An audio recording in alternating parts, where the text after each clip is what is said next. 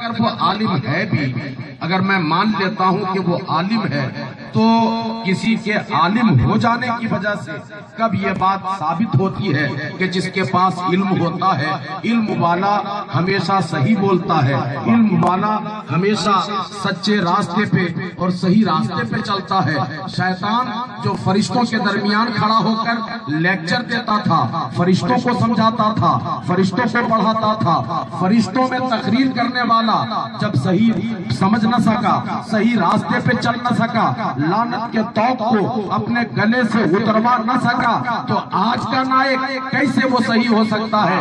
بڑی بے حیائی کے ساتھ، بے شرمی کے ساتھ کہتا ہے کہ کربلا کی لڑائی کرسی کی لڑائی تھی، کربلا کی جنگ دو شہزادوں کی جنگ تھی، کربلا کا معرکہ اقتدار کا معرکہ تھا۔ میں کہتا ہوں نادانوں، ایک بات مجھے ٹھہر کے بتاؤ کہ کوئی آدمی کرسی کی لڑائی لڑنے جا رہا ہو، اپنے ساتھ دودھ پیتے بچے کو لے کے نہیں جاتا ہے، اپنے ساتھ عورتوں کو لے کے نہیں جاتا ہے، بیماروں کو لے کے نہیں جاتا ہے۔ اگر امام حسین کرسی کے لیے مدینہ سے کربلا جاتے، اگر امام حسین کو اقتدار چاہیے اور اقتدار کے لیے اگر کربلا جا رہے ہوتے، تو سب سے پہلے امام حسین مکہ شریف میں کعبے کے گلاف کے نیچے امت کے جوانوں کو اکٹھا کرتے تاکہ ہم ٹھیک سے مقابلہ کر سکیں، مگر امام حسین نے کسی کو کچھ نہیں کہا، اپنے گھر کے چند افراد کو ساتھ لیا اور امام حسین کوفہ کے راستے سے کربلا پہنچے۔ بڑے بڑے صحابہ نے پوچھا تھا کہ سرکار ایک بات آپ بتائیں، سارے لوگ آپ کو کہہ رہے ہیں، اجلہ صحابہ سمجھا رہے ہیں کہ کوفہ کے لوگوں کی بات کا، ان کے باتوں کا، ان کی زبان کا، ان کے قول و قرار کا کوئی اعتبار نہیں ہے، آپ کو کوفہ نہیں جانا چاہیے، پھر بھی آپ جانے پہ آمادہ ہے، جانے پہ بزد ہے، سرکار آپ جانا کیوں چاہتے ہیں؟ اس وقت امام حسین نے اپنے بھائی حضرت عبداللہ ابن جعفر طیار کو کہا تھا، میں کربلا جاؤں گا، مجھے جانا ہے، اس لیے جانا ہے، وَلَكُمْ فِيهَا أُسْوَةٌ، مجھے اس لیے جانا ہے کہ قیامت تک نانا کی امت کو ایک مثال چاہیے، نانا کی امت کو ایک نمونہ چاہیے، قیامت تک جب میرے نانا کی امت کو پیاس لگے گی، بھوک لگے گی اور اسلام کی وجہ سے مسلمان مصیبتوں کا سامنا کرنا پڑے تو نمونہ چاہیے کہ بھوکی امت کو ایک مثال اور نمونہ چاہیے،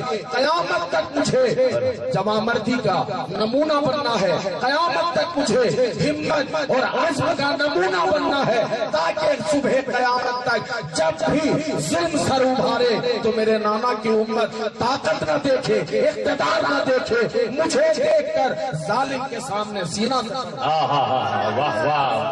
ہمارے لیے نمونہ ہے، مثال ہے، مگر وہ کتنے رذیل ہیں، کتنے کم فہم ہیں جو یہ سمجھتے ہیں کہ امام حسین کربلا کرسی کے لیے گئے تھے، اقتدار کے لیے گئے تھے، حکومت کے لیے گئے تھے۔ مجھے اس موقع پر ہندوستان کے ایک ہندو شاعر کا دو شعر یاد آ رہا ہے۔ ایک ہندو شاعر نے کہا تھا کہ حسین اگر بھارت میں اتارا جاتا، حسین اگر بھارت میں اتارا جاتا، چین زہرا کا یوں نہ دھوکے سے مارا جاتا، وہ تو مسلمان تھے کہ قتل کر ڈالا انہوں نے، ہندو بھاشا میں ماتھور اسے بھگوان پکارا جاتا۔ ایک ہندو کا عقیدہ ہے کہ اگر حسین جیسا جوان مرد، حسین جیسا بہادر، حسین جیسا حوصلہ مند اگر ہندوستان میں اتارا جاتا، ہندوستان میں ہوتے، تو یہاں کی قوم، یہاں کے لوگ حسین کو بھگوان کہہ کے پکارتے، بھگوان سمجھتے۔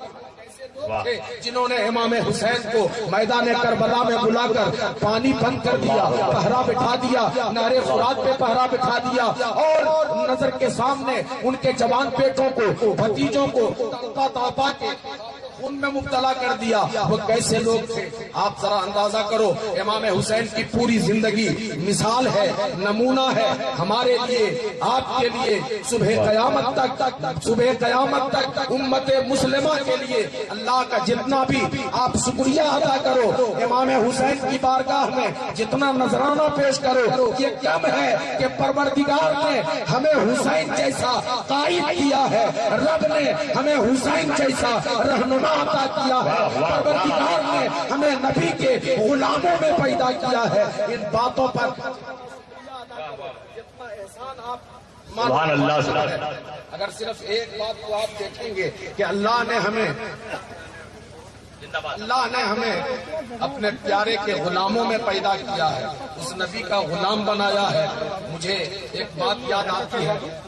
اللہ کے نبی ارشاد فرماتے ہیں کہ جب اللہ نے ارادہ فرمایا کہ اشیاء کی تخلیق کی جائے، زمین و آسمان اور اس کی تمام چیزیں پیدا کی جائے، تو اللہ نے فرمایا ہو جا، ساری چیز ہو گئی۔ اللہ نے کہا اور ساری چیز ہو گئی، قلم بن گیا، لوح بن گئی، تختی بن گئی، اور جب قلم بن گیا اللہ نے فرمایا اے قلم لکھ، اکتب یا قلم، اے قلم لکھ۔ قلم لکھنے لگا، قلم چلنے لگا، خود سے قلم چلنے لگا۔ رب نے کہا اور قلم نے لکھنا شروع کر دیا، اولین و آخرین کی تقدیریں قلم لکھنے لگا۔ رب نے کہا اے قلم لکھ، اور قلم نے اجتماعی طور پر اور انفرادی طور پر سبوں کی قسمت، سبوں کی خبر، سبوں کی تقدیر لکھنا شروع کر دیا۔ اجتماعی طور پر علماء نے لکھا ہے، نبی فرماتے ہیں کہ قلم چلتا رہا، تختی پر قلم چلتا رہا اور تقدیریں لکھی جاتی رہی۔ اجتماعی طور پر قلم نے لکھا کہ آدم جنت میں رکھے جائیں گے، پھر زمین میں اتارے جائیں گے۔ آدم کی 1,00,000 اولاد ان کی موجودگی میں ہوگی۔ آدم کی اولاد گناہ کرے گی، گناہوں میں مبتلا ہو جائے گی، خدا کا عذاب نازل ہوگا۔ آدم کے بعد نوح کا زمانہ آئے گا، نوح کی امت گناہوں میں مبتلا ہو جائے گی، خدا کا عذاب نازل ہوگا۔ نوح کے بعد شیش کا زمانہ آئے گا، آپ کی قوم گناہوں میں مبتلا ہو جائے گی، خدا کا عذاب نازل ہوگا۔ ایوب کا زمانہ آئے گا، ایوب کی قوم گناہوں میں مبتلا ہوگی، خدا کا قہر نازل ہوگا۔ زکریا کا زمانہ آئے گا، زکریا کی قوم گناہوں میں مبتلا ہوگی، خدا کا عذاب نازل ہوگا۔ موسیٰ کا زمانہ آئے گا، موسیٰ کی امت گناہوں میں مبتلا ہو جائے گی، خدا کا عذاب نازل ہوگا۔ عیسیٰ کا زمانہ آئے گا، عیسیٰ کی امت گناہوں میں مبتلا ہوگی، خدا کا عذاب نازل ہوگا۔ قلم چلتا رہا، قوموں کی تقدیر لکھی جاتی رہی، قلم چلتا رہا، قسمتیں لکھی جاتی رہی۔ قلم نے لکھا زمانہ محمد کا ہوگا، امت محمد کی ہوگی، گناہوں میں مبتلا ہوگی۔ رب نے فرمایا تعتب یا قلم، اے قلم ٹھہر جا، تو ایک ہی طرح سے لکھتے جا رہا ہے، ایک ہی طرح سے چلتے جا رہا ہے۔ قلم نے کہا مولا کیا لکھوں؟ رب نے فرمایا اے قلم لکھ امت مذمومۃ واللہ غفور رحیم۔ اے قلم لکھ زمانہ محمد کا ہوگا، امت محمد کی ہوگی، امت کی محمد کی امت گناہوں میں مبتلا ہوگی، امت محمد گناہ کرے گی، گناہ معاف کرنے والا بن جائے۔ نعرہ تکبیر، نعرہ رسالت، علماء اہل سنت، شہدائے کربلا کانفرنس۔ اللہ کا بے پناہ فضل ہمارے اوپر ہے کہ ہمیں اپنے پیارے کے غلاموں میں پیدا کیا، ہمیں حسین جیسا قائد اور رہنما عطا فرمایا۔ آپ اگر صرف ایک بات پہ دیکھیں، کربلا سے پہلے بہت جنگیں ہوئی، کربلا کے بعد لڑائیوں کا، جنگوں کا نہ ختم ہونے والا ایک لمبا سلسلہ آپ کو نظر آئے گا۔ کربلا سے پہلے شہادتوں کی کمی نہیں، کربلا کے بعد بھی نہ شہیدوں کی کمی ہے، نہ شہادتوں کی کمی ہے۔ لیکن اگر کسی سے پوچھا جائے کہ ایک بات یہ بتاؤ، غزوہ تبوک میں کتنے مسلمان شہید ہوئے تھے، حنین میں اور بدر میں کون کون شہید ہوئے تھے، کسی کو یاد نہیں ہے، کسی شہید کا نام یاد نہیں ہے، کسی جنگ کا نام یاد نہیں ہے، کسی غزوے کا ذکر یاد نہیں ہے۔ اور ایک بات سن لیں، کربلا کے بعد لڑائیوں کا، جنگوں کا نہ ختم ہونے والا ایک سلسلہ آپ کو نظر آئے گا۔ دنیا کے بڑے بڑے معرکے ہوئے، بڑی بڑی جنگیں لڑی گئی، بڑے بڑے غزوات ہوئے، لیکن کسی کو یاد نہیں ہے۔ حالیہ دنوں کو اگر آپ دیکھ لیں، دنیا میں دو بڑی جنگیں ہوئی تھی، فرسٹ ورلڈ وار اور second world war. First world war اور سیکنڈ ورلڈ وار میں کتنے لوگ مارے گئے تھے، ہندوستان کس کے سپورٹ میں تھا، ہندوستان کے مخالف میں کون کون ممالک تھے، ہمارے بچوں کو یاد نہیں ہے، اسے خبر نہیں ہے۔ حالانکہ ہمارے ملک ہندوستان کو، بھارت کو بڑا اہم، بھارت کا بڑا اہم بھومکا تھا۔ ہم جس علاقے میں رہتے ہیں، بنگال کے اس حصے میں سیکنڈ ورلڈ وار کے وقت 40 ایئر بیس بنائے گئے تھے۔ تھے 40 ایئرپورٹ بنگال کے اس حصے میں بنایا گیا تھا، پانڈیشور کا ایئرپورٹ، انڈال کا ایئرپورٹ، اور پھر دیگھا کا ایئرپورٹ، اور مرشد آباد کا ایئرپورٹ، یہ سارے ایئر بیس دوسری جنگ عظیم کے بعد سیکنڈ ورلڈ وار کے وقت بنائے گئے تھے تاکہ ایمرجنسی کی حالت میں اتحادیوں کے جہاز یہاں لینڈنگ کرایا جا سکے۔ اس کے باوجود سیکنڈ ورلڈ وار میں کتنے لوگ مارے گئے تھے، فرسٹ ورلڈ وار میں کتنے لوگ مارے گئے تھے، کسی کو یاد نہیں ہے۔ ہندوستان کس کے ساتھ میں تھا کوئی نہیں جانتا ہے۔ اور آپ قریب آئے، ملک کی آزادی جب لڑی گئی، ابھی بہت دن کا واقعہ نہیں ہے، 100 سال کا واقعہ ہے۔ 100 برس پہلے ہمارے ملک بھارت میں ایک عظیم جنگ لڑی گئی تھی، آزادی کی لڑائی، ملک کی آزادی کی لڑائی، جس میں بڑے بڑے علماء شہید کیے گئے تھے، سولی پہ لٹکائے گئے تھے، پھانسی کے تختے پہ چڑھائے گئے تھے۔ مفتی صدر الدین آزردہ جیسی عظیم شخصیت کو سولی پہ لٹکایا گیا تھا۔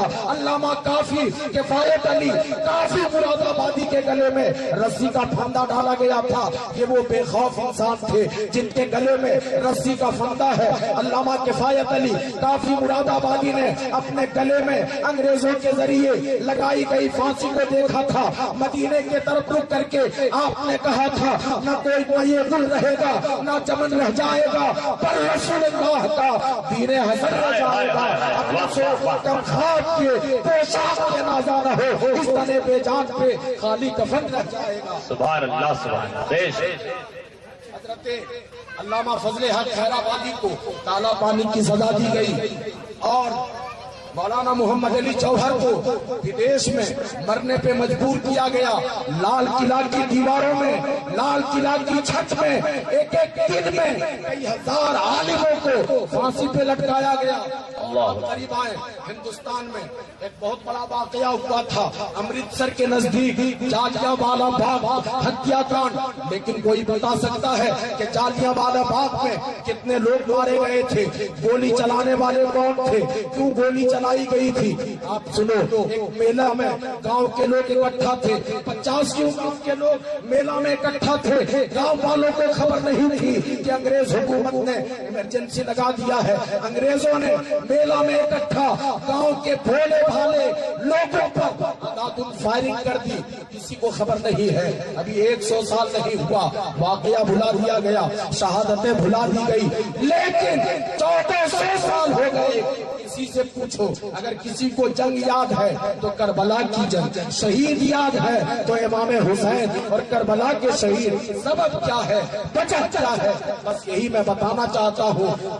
اگر یہ بات سمجھ میں آ گئی، امام حسین کی حقانیت، کربلا کے شہیدوں کی حقانیت اور اسلام کی حقانیت آپ کے سامنے ظاہر ہو جائے گی۔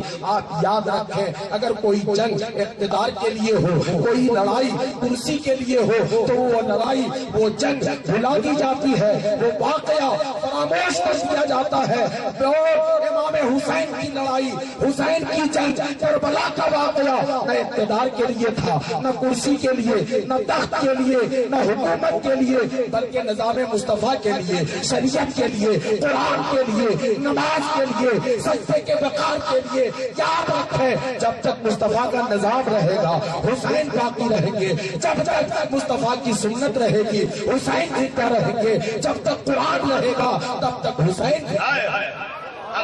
نعرے تکبیر، نعرے رسالت، خاندان مصطفیٰ، شان امام حسین۔ اللہ ارشاد فرماتا ہے، وَلَا تَقُولُوا لِمَن يُقْتَلُ فِي سَبِيلِ اللَّهِ أَمْوَاتٌ۔ یاد رکھنا، جو لوگ حق و صداقت کے خاطر، نظام مصطفیٰ کے خاطر، شریعت کے خاطر، سنت رسول کے خاطر اپنی جان قربان کر دیتے ہیں، وہ مرتے نہیں ہیں بلکہ انہیں ہمیشگی کی زندگی دے دی جاتی ہے، مگر ان کی زندگی ہر کسی کو سمجھ میں نہیں آتی، اس لیے کہ سمجھ دینے والا پروردگار فرماتا ہے، ہم نے وہ شعور ہی نہیں دیا، ہم نے وہ عقل ہی نہیں دی، ہم نے وہ ادراک ہی نہیں دیا کہ تم سمجھ سکو، تم جان سکو، تم تصور کر سکو، ہم نے تمہیں وہ دیا ہی نہیں۔ اس لیے امام حسین کی زندگی قیامت تک کے لیے نمونہ ہے، مثال ہے۔ امام حسین کو اپنا نمونہ بنا کر مثال سمجھ کر اپنی زندگی کو امام حسین کے اسی اصول پر چلانے کی کوشش کرو. امام حسین کو دیکھو میدان کربلا میں 3 دن سے بھوکے پیاسے ہیں. نظر کے سامنے میدان کربلا میں جوان بیٹوں کی لاش رکھی ہوئی ہے, بھتیجوں کی لاش رکھی ہوئی ہے. چاہنے والے بھی ہیں, ماننے والے بھی ہیں. امام حسین گھوڑے پہ سوار ہو کر یزیدیوں کے پاس جاتے ہیں. امام حسین کے جسم پہ تلواروں سے حملہ کیا جاتا ہے, تیروں سے حملہ کیا جاتا ہے, نیزوں سے حملہ کیا جاتا ہے. امام حسین زخمی ہو کر گھوڑے سے زمین پہ گراتے ہیں. شمر بدبل امام حسین کے سینے پہ آ کے سوار ہو جاتا ہے. خنجر نکالا, میرے آقا حسین نے کہا تھا اے شمر ذرا مجھے پلٹ کے اپنی پیشانی زمین پہ رکھ لینے دو, سجدے کی حالت میں مجھے چال لینے دو, تاکہ قیامت تک نانا کی امت کو یہ بات سمجھ میں آ جائے اگر گھر میں لاشیں بھی رکھی ہو, نماز کا وقت ہو جائے نماز مت چھوڑنا. اگر زندگی سر تلوار کے نیچے آ جائے اور نماز کا وقت ہو جائے تو نماز قضا مت کرنا, نماز کی پابندی کرنا, نماز پڑھتے رہنا. سجدے کو سبحان اللہ. کتنے حسینی ہیں, کتنے چاہنے والے ہیں, کتنے ماننے والے ہیں. اذانیں ہو رہی ہوتی ہے, مسجدوں سے مؤذن کی صدائیں آ رہی ہوتی ہے, مگر آج حسینیوں کو اس کی فکر نہیں ہے کہ نماز کا وقت جا رہا ہے, نماز پڑھنی چاہیے, تلاوت قرآن کرنی چاہیے. حسینی بنو, سچا حسینی بنو, پکا حسینی بنو.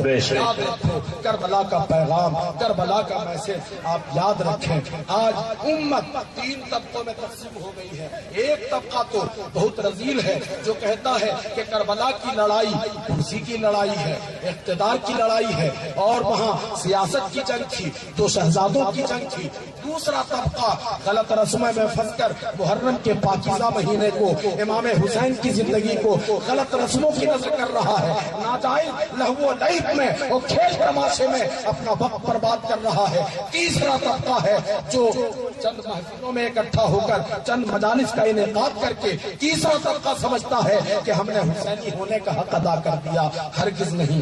یاد رکھنا اگر حسینی ہو, سچے حسینی ہو تو کربلا کا پیغام یاد رکھنا, حسین کا میسج یاد رکھنا. لوہا خانی سے فقط ممکن نہیں, تیری نجات اور بھی کچھ کہہ رہی ہے. رزم گاہے کائنات آج دنیا کے مختلف حصوں سے جو صدائیں آ رہی ہے, جلم جو صدائیں آ رہی ہے, جب کی جو آواز بلند ہو رہی ہے, اور بھی کچھ کہہ رہی ہے. رزم گاہے کائنات کر رہی ہے سرزمین کربلا شرح حیات, چشم حسرت سے تجھے تک رہی ہے نہر فرات. راہ حق میں اب جنون سرفروشی آن کر, راہ حق میں اب جنون سرفروشی آن کر. اس طرح روشن حسین ابن علی کا نام, اس طرح روشن حسین ابن علی کا نام. اپنے آقا حسین کی زندگی سمجھو, حسین کی زندگی کا مشن سمجھو, حسین کی زندگی کا پیغام سمجھو. اللہ ہم سب کو صراط مستقیم پر چلائے, گناہوں سے بچائے, سچا حسینی بنائے, پکا نمازی بنائے. واہ